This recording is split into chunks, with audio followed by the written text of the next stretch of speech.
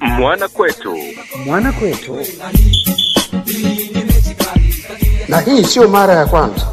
Sio mara ya kwanza unakuwa na kesi ambayo ina public interest. Unajua watu wengi watakuja kusikiliza. Nilikuwa namuuliza president hapa kwa sababu mimi miaka mingi sana sijaenda mahakamani.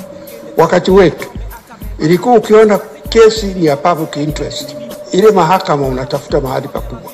Kwa mfano pale High Court kulikuwa na court rooms ambazo ni kubwa, ndio kesi ya public interest unasema itakwenda huko kwa sababu watu wengi watakuja kusikiliza. Na kama hapatoshi unafanya utaratibu watu waweze kuifuatia nje ya mahakama. Kwa hiyo halikuwa jambo jipya lilipata kutokea.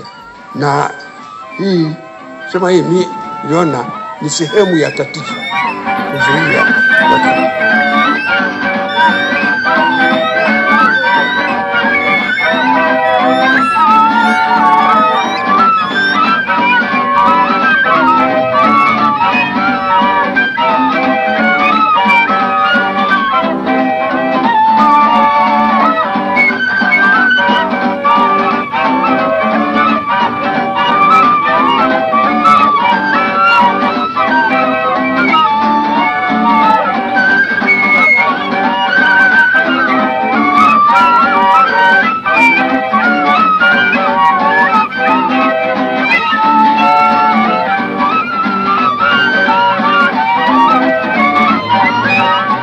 Mwana kwetu.